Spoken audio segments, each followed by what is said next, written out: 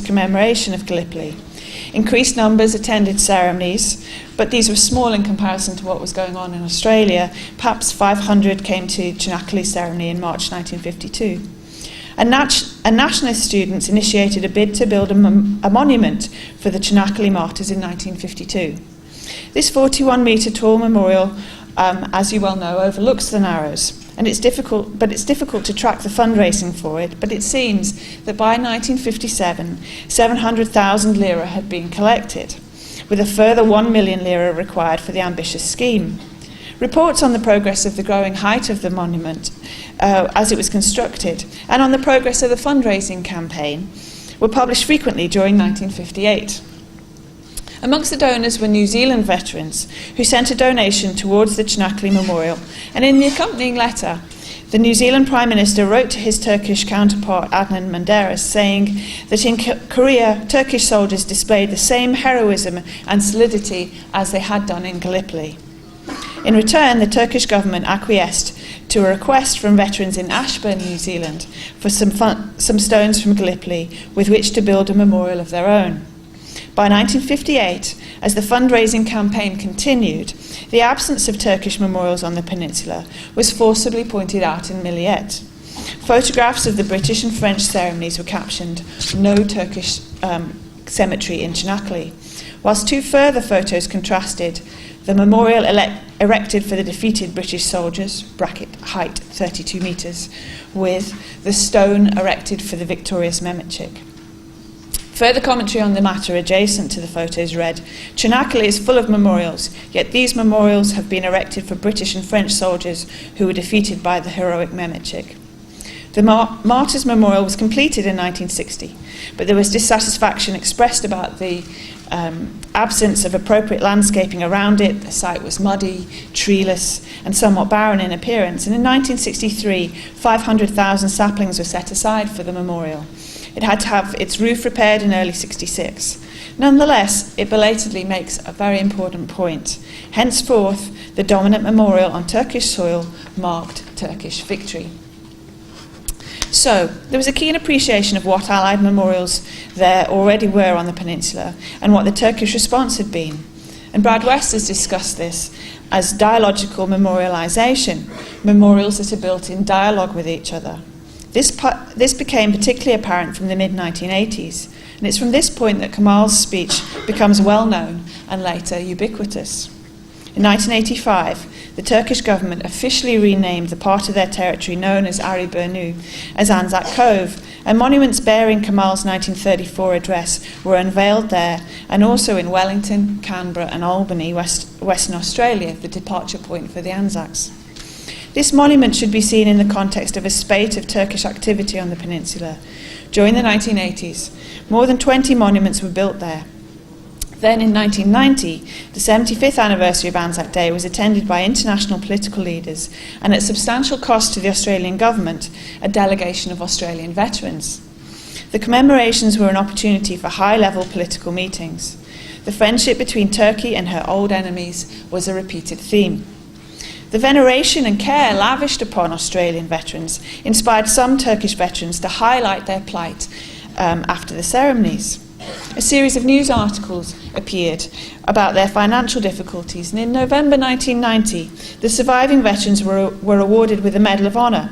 Finally, the rhetorical veneration of Mehmetchik was being acted upon. Thereafter, the memory of Gallipoli becomes increasingly prominent in Turkish public life.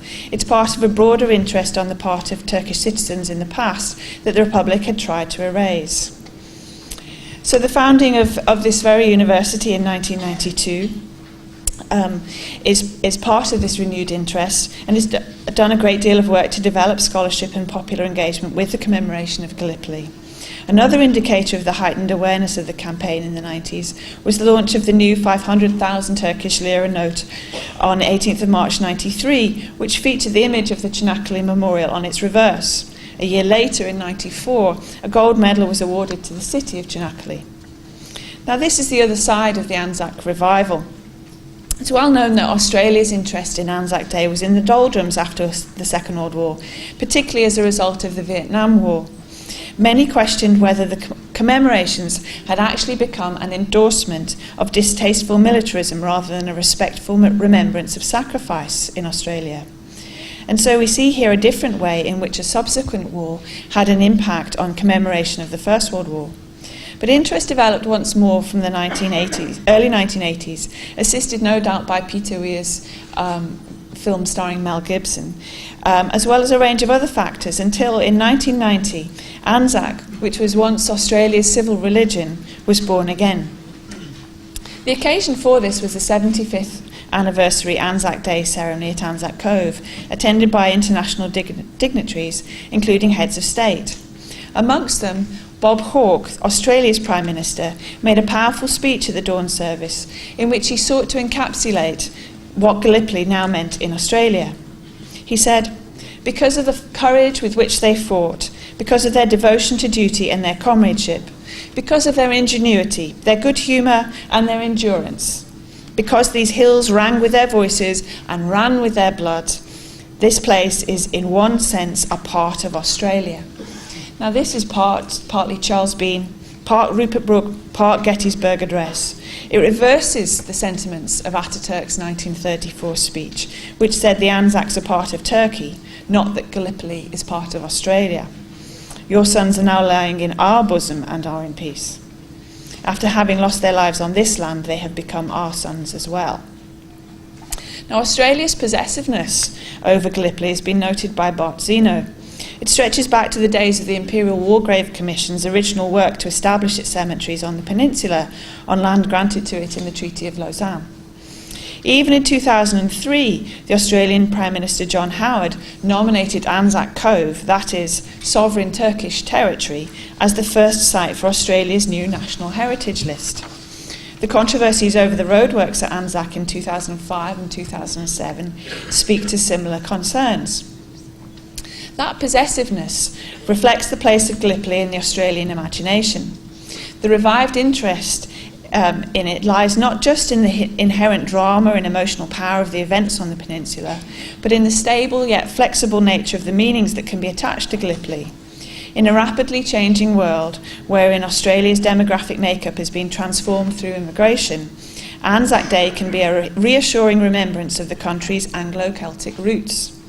Many people take pride in their ancestors' involvement in the campaign by participating in the march, often wearing their medals. But it's also gained an increasingly inclusive element, demonstrating the friendly relations with Turkey. From 1996, Turkish Australians unofficially joined in the Melbourne Parade, a development officially endorsed by the Returned Services League, the Australian Veterans Organisation, in 2006. Although the involvement of other former enemies, notably German and Japanese ex-soldiers, remained unthinkable. By 2004, Turks, Vietnamese, Koreans and Serbs all joined in Sydney's Anzac Day March. And Anzac Day is also an alternative to Australia Day and its dark history of dispossession. Remarkably, since 2011, the Working Group for Aboriginal Rights joined behind Canberra's Anzac Day March, insistent that this was not a protest, and they co-opted the familiar language, lest we forget the frontier wars. The increasingly elaborate newspaper coverage of the day also actively sought out a variety of Anzac stories, including reflections of Australia's increasing ethnic diversity. Such articles include the remembrance of Aboriginal veterans in the First World War. Anzac Day can thus encompass all of the nation in a way that Australia Day never could. Since Hawke's visit in 1990, two other Australian Prime Ministers have addressed the dawn service at Anzac Cove. John Howard came in 2005 and Julia Gillard in 2012. Howard's 2005 dawn speech painted Anzac as an inspiration to present-day soldiers and civilians, whereas Julia Gillard used her dawn service speech to acknowledge a skilled enemy for whom this was a defence of the soil and sanctity of home. She noted that 2/3 of the campaign dead came from the Turkish side, and she praised their honourable generosity to their former foes. She said, "The Turkish honoured our fallen and embraced them as their own sons, and later they did something rare in the pages of history. They named this place in honour of the vanquished as Anzac Cove. We therefore owe the Republic of Turkey a profound debt." Gillard chose not to specify the Anzac's qualities and said, In this place, they taught us to regard Australia and nowhere else as home. Gillard, an immigrant to Australia from Wales, did not have the family heritage of service in the Australian Armed Forces that John Howard did. His father and grandfather had fought in the Australian Armed Forces in World War I. Nor did she share his political project to promote the Anglo-Celtic aspects of Australian identity.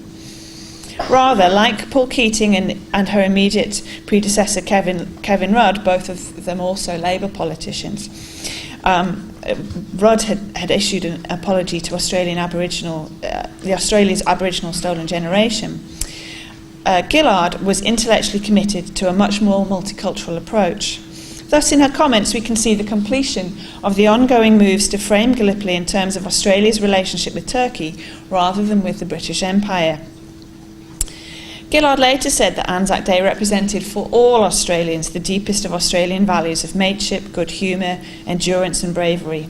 She went on to announce that the centenary of 2015 would be named the Year of Turkey in Australia and the Year of Australia in Turkey. The president of the ACT RSL branch, John King, is intending to invite the Turkish military attaché to march on his right and co-lead Anzac Day March in 2015.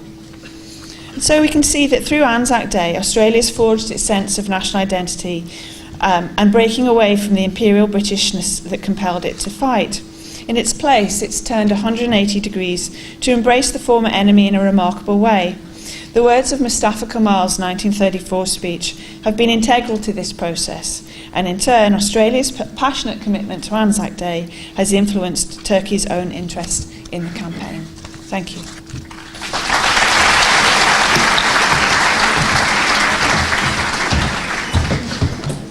Dr. Jenny McLant'a teşekkür ediyoruz. İstanbul Üniversitesi öğretim üyesi Profesör Doktor Halil Balı konuşmalarını yapmak üzere kürsüye davet ediyorum.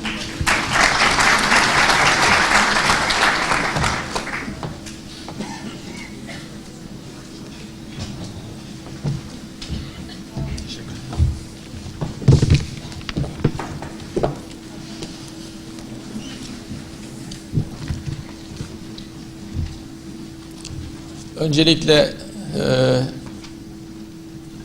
Sayın Rektörümüzü, valimizi ve komutanımızı burada görmekten memnuniyetimizi belirterek sözlerime başlamak istiyorum. Sevgili meslektaşlarım, sevgili